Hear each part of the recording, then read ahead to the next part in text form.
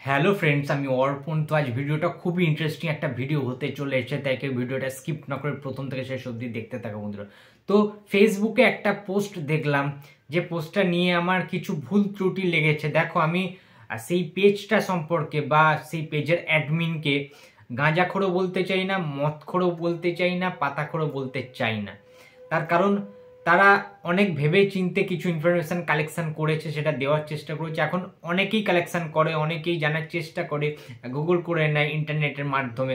অনেক সময় কিছু ভুল ইনফরমেশন আমাদের কাছে চলে আসে, সেটা হতেই পারে, সেটা না হওয়ার কিছু নেই। দোষ গুণ ভুল ঠিক সেটা হতেই পারে সবার মধ্যে। তাই জন্য আমি কাউকে এখানে পোক করছি না বা কাউকে কিছু ইন্ডিকেট করে কিছু বলছি না যে অ্যাডমিন পুরোপুরি ভুল পুরোপুরি ঠিক, সেটা কিছু বলছি না। বাট আমার কিছু কিছু খুঁত লেগেছে, আমার কিছু কিছু ভুল মনে হয়েছে, সেই বিষয়টা নিয়ে আলোচনা করব। এইখানে যে জিনিসটা দেখানো হচ্ছে তোমরা স্ক্রিনে দেখতে পাচ্ছ, যে ফিল্মি ডি যে পেজটা রয়েছে ফেসবুকে, সেখান থেকে তারা একটা 1990 থেকে 2024 সাল অবধি এই যে লং একটা দশক গিয়েছে, ঠিক আছে, এইখানে তারা হায়েস্ট গ্রসিং যে ফিল্মগুলো, বেঙ্গলি ফিল্ম যেগুলো রয়েছে, ঠিক আছে, সেখানে একটা কালেকশন বিচার করে প্রত্যেকটা বছরে 1990 সাল থেকে 90, 91, 92 করে টানা 2024 সাল অবধি কোন বছরে কোন ছবিটি, কোন সুপারস্টারের কোন ছবিটি সবচেয়ে ব্যবসা সফল সিনেমা হয়েছে, সবচেয়ে বেশি কোন সিনেমাটা কোন সুপারস্টারে বক্স অফিস কালেকশন করতে পেরেছে, সেই অনুযায়ী তারা একটা লং লিস্ট তৈরি করেছে। এখন কোন কোনগুলো ঠিক কোন কোনগুলো ভুল মনে হয়েছে তোমাদেরকে, দেখো এটা এখান থেকে জানিয়েই দিয়েছে এই পেজটা থেকে, যে দেব নাকি নাম্বার 1-এ রয়েছে। দেবের 10টা ফিল্ম একদম হাইয়েস্ট গ্রসিং কিন্তু বক্স অফিস কালেকশন করতে পেরেছে, ঠিক আছে। দেবের শুরু হয়েছিল তোমরা সবাই জানো যে আই লাভ ইউ সিনেমা থেকে 2007 সাল থেকে, কিন্তু এখানে যে স্প্যানটা দেওয়া হয়েছে 1990 সাল থেকে। অর্থাৎ এখানে দেখানো হয়েছে দেব নাম্বার 1-এ রয়েছে 10টা একদম ব্লকবাস্টার বা হাইয়েস্ট গ্রসিং বলা যেতে পারে। সেকেন্ড দেখেছে বুম্বাদাকে, প্রসেনজিৎ চট্টোপাধ্যায়। এখানে আমরা আপত্তি যথেষ্ট আপত্তি রয়েছে। বুম্বাদার 1 নম্বরে থাকা উচিত, সেটা আমি প্রমাণ সহ এই ভিডিওতে অবশ্যই বলবো। বুম্বাদাকে এখানে 9/10 দেওয়া হয়েছে, কেন দিয়েছে আমি জানি না পেজ অ্যাডমিন। আর জিতকে দিয়েছে 5।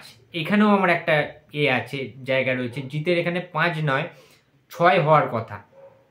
চিরঞ্জিত চক্রবর্তীর 5, মিঠুন চক্রবর্তীর 3, অভিষেকের 2, আবিরের 2।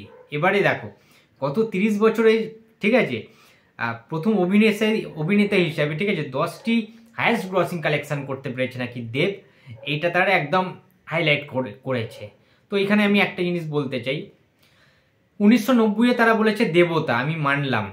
1991-এ বেদের মেয়ে জ্যোৎস্না চিরঞ্জিতের, সেটাও আমি মানলাম। ভিক্টর ব্যানার্জি, চিরঞ্জিত হাড্ডাহাড্ডি লড়াই সেই টাইমটায়। 1992 ভেরি ভেরি ইন্টারেস্টিং একটা ইয়ার ছিল। গুপি বাঘা ফিরে এলো, সেটা হাইয়েস্ট গ্রসিং করেছিল। এবং অবলিক দিয়ে যেটা লিখেছে মন মানে না, 1992-এর মন মানে না প্রসেনজিৎ ছিল, নিশ্চয়ই তোমাদের মনে আছে। প্রসেনজিৎ এবং শিল্পা ভট্টাচার্য, দুর্দান্ত রোম্যান্টিক জুটি, দুর্দান্ত হিট। সুজিত ঘোষ ছবি ছিল, রবি ঘোষ থেকে শুরু করে চিন্ময় থেকে শুরু করে প্রত্যেকজনা ছিল। সেই মামাদের নিয়ে একটা সিনেমা, দারুণ সিনেমা ছিল কিন্তু, ঠিক আছে। আচ্ছা, 1993-এ তোমার রক্তে আমার সোহাগ, 1994-এ রক্ত নদীর ধারা বুম্বাদার সিনেমা, বুঝতেই পারছো।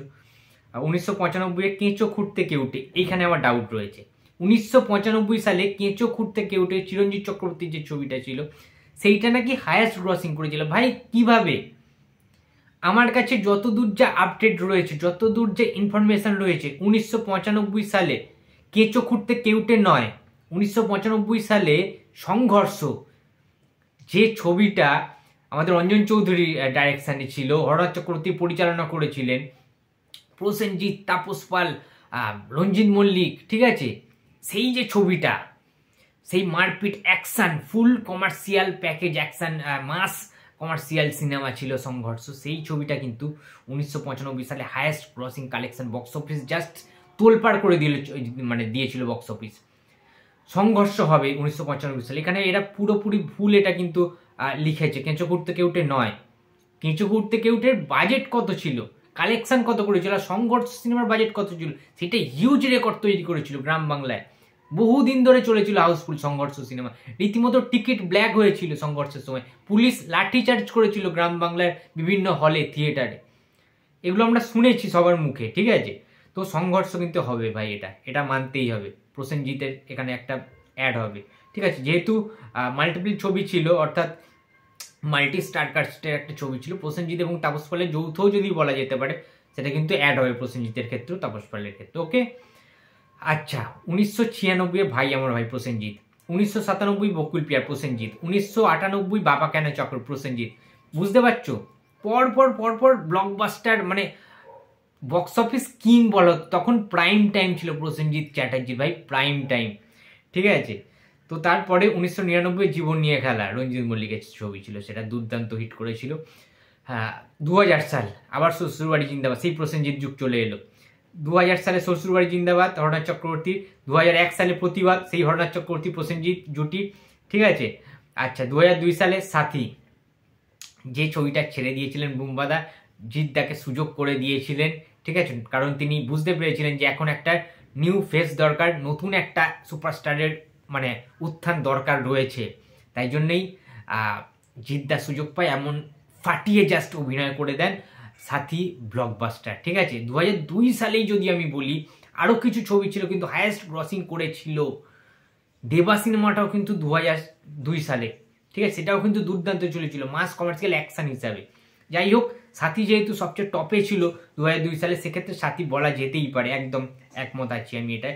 2003 সালে আবার প্রসেনজিৎ রচনা সবুজ সাথী, 2004 সালে জিদ্দার বন্ধন, 2005 সালে যুদ্ধ জিৎ মিঠুন, 2006 সালে মিঠুন চক্রবর্তী একচ্ছত্র আধিপত্য বিস্তার করেছিল এমএলএ ফাটাকেষ্ট, অসাধারণ ব্ল্যাকের টিকিট বিক্রি হয়েছিল সেই টাইমে, সালা মারবো এখানে লাশ পড়বে শ্মশানে, সেই ডায়লগ। আচ্ছা, তারপরে 2007 সাল জন্ম হলো দেবের, আই লাভ ইউ ব্লকবাস্টার। ঠিক আছে, 2008 সাল চিরদিনই তুমি যে আমার, আচ্ছা মানে রাহুল প্রিয়াঙ্কার যে ছবিটা, রাজ চক্রবর্তী আসছে। 2009 সালে পরাঞ্জয় জুলিয়ারে দেবদের। 2010 সালে দুই পৃথিবী, কি করে হয় দুই পৃথিবী বক্স অফিসে সেইভাবে কালেকশন করতে পারেনি ভাই। 2010 সালে, 2010 সালে পুজোর সময় রিলিজ করেছিল, ক্ল্যাশ হয়েছিল দুই পৃথিবী ভার্সেস প্রসেনজিতের অটোগ্রাফ। অটোগ্রাফ দুর্দান্ত কালেকশন করেছিল এসবিএফ এর প্রোডাকশন হাউসে। দুই পৃথিবী কিন্তু সেই অর্থে কালেকশন করতে ব্যর্থ হয়েছে, এটা কিন্তু মানতেই হবে। ঠিক আছে, অটোগ্রাফ দুর্দান্ত লেভেলের কিন্তু কালেকশন করেছে ওই বছরে, অটোগ্রাফ সবচেয়ে বেশি কালেকশন করেছিল। দুই পৃথিবীটা তেমন কালেকশন করতে পারেনি। পরবর্তীকালে যখন ওটিটিতে আসে, অন্যান্য প্ল্যাটফর্মে আসে, তখন মানুষ দেখেছিল, বাট হলে কিন্তু সেইভাবে প্রভাব বিস্তার করতে পারেনি। আচ্ছা, 2011 সালে পাগলু দেবদা, ইয়েস। 2012 সালে আওয়ারা জিদ্দার, মানছি। 2013 সালে চাঁদের পাহাড় দেবদার। 2014 সালে বাদশাহী আংটি, ওয়েল। 2015 সালে শুধু তোমারই জন্য। 2016 সালে প্রাক্তন, প্রাক্তন তোলপাড় করে দিয়েছিল। উইন্ডোজ প্রোডাকশন হাউসের সবচেয়ে বেশি highest grosser box office collection করেছিল কিন্তু প্রাক্তন সিনেমাটা, এখনো পর্যন্ত নাম্বার 1-এর কিন্তু প্রাক্তন রয়েছে। সেই প্রসেনজিৎ ঋতুপর্ণাকে দীর্ঘদিন বনবাসে যাওয়ার পরে, সেই 14-15 বছর পরে ফিরিয়ে আনা, আউটস্ট্যান্ডিং ছিল সেটা। আচ্ছা, 2017 সালে অ্যামাজন অভিযান দেবদার। 2018 সালে হামি। 2019 সালে দুর্গেশগড়ের গুপ্তধন। 2020 সালে দ্বিতীয় পুরুষ। 2021 সালে টনিক দেবদা। 2022 সালে প্রজাপতি দেবদা। 2023 সালে দশম অবতার। এইখানে দুটো হবে, দশম অবতার অবলিক চেঙ্গিস। জিদ্দার চেঙ্গিস কিন্তু হওয়াটা এখানে জরুরি ছিল। ঠিক আছে, কারণ দশম অবতারও যেমনি দুর্দান্ত কালেকশন করেছে ওয়েস্ট বেঙ্গল থেকে, কিন্তু চেঙ্গিস মনে রাখতে হবে প্যান ইন্ডিয়া রিলিজ করেছিল, এবং বলিউড হাঙ্গামা থেকে কিন্তু তারা জানিয়ে দিয়েছিল, জেনুইন একটা রিপোর্ট দিয়েছিল, চেঙ্গিস কিন্তু সবচেয়ে বেশি কালেকশন করেছে as a pan India Bengali ছবি হিসাবে।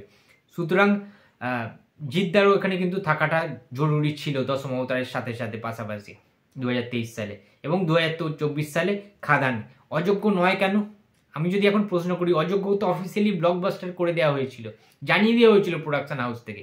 ঠিক আছে, দীর্ঘদিন যাবৎ সিনেমাটা চলেছিল, তাহলে খাদানের অবলিক অযোগ্য সিনেমাটাও কিন্তু দেওয়া উচিত ছিল। অযোগ্যর বাজেট অত বেশি ছিল না, কিন্তু যে লেভেলের চলেছিল, ঠিক আছে, দুর্দান্ত লেভেলের কিন্তু একটা বক্স অফিস কালেকশন করেছিল অযোগ্য। 150 দিনের ওপরে কিন্তু টানা চলেছিল অযোগ্য সিনেমাটা, এবং টানা 50 দিন ব্লকবাস্টার দেয়া, মানে হাউসফুল। মানে বুঝতে পারছো তোমরা, একটা সিনেমা দেখার জন্য সিঙ্গেল স্ক্রিন সহ মাল্টিপ্লেক্স পাগল হয়ে গেছিল প্রসেনজিৎ ঋতুপর্ণাকে দেখার জন্য।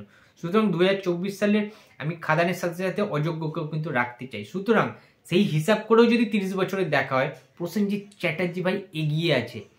ঠিক আছে, কিছু কিছু ছবি যেমন তো বললাম তোমাদের মিসিংই রয়েছে, অযোগ্য মিসিং রয়েছে, ওখানে সংঘর্ষ হবে, যে সালটায় কিছু করতে কেউ 1995 সালে, সমস্ত কিছু মিলিয়ে প্রসেনজিৎ চ্যাটার্জি আমার কাছে নাম্বার 1 বক্স অফিস কিং, যদি 30 বছরেরও হিসাব করি সেই অর্থে। অর্থাৎ এই যে পেজটা যে রিপোর্টটা দিয়েছে, ঠিক আছে,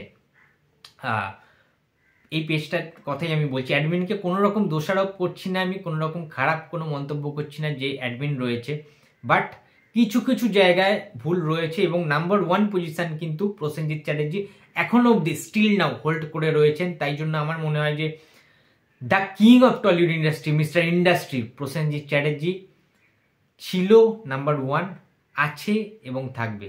তিনি নাম্বার 1 হয়েই জন্মেছিল এবং চিরটা কাল যতদিন অভিনয় করে যাবেন ভাই নাম্বার 1 পজিশনেই থাকবে। তোমরা কি আমার সাথে একমত নাকি তোমরা দ্বিমত পোষণ করছো, সেটা অবশ্যই কমেন্ট বক্সে জানাতে পারো। তো টাটা।